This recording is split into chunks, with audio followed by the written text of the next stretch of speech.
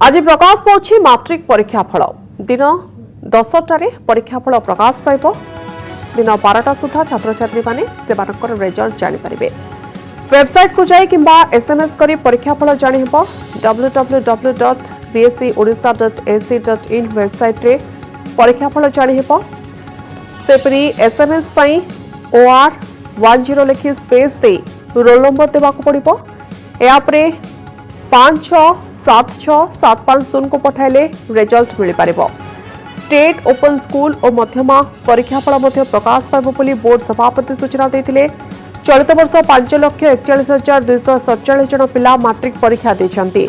3,218 केन्द्र रे मैट्रिक परीक्षा होइथिला। राज्य रे 55टी मूल्यांकन केन्द्र रे परीक्षार्थींकर उत्तर खातार मूल्यांकन एप्रिल 3 तारिख रु आरंभ होई 12 दिन पर्यंत चलिथिला। आज प्रकाश पाइबाकू जाउछि मैट्रिक परीक्षा फल दिन 10टार परीक्षा फल प्रकाश पाइब दिन 12टा सुधा छात्र छात्री माने रिजल्ट जानि परिबे। वेबसाइट को जाई किंबा एसएमएस करी परीक्षा फल जानि परिबे। www.bscodisha.ac.in वेबसाइट रे परीक्षा फल उपलब्ध हेबो। सेपरी एसएमएस पई OR10 लिखि स्पेस दे रोल नंबर देबाकू पड़िबो। ऐप रे 567675 को पठाइले रिजल्ट पाई परिबे छात्र छात्री।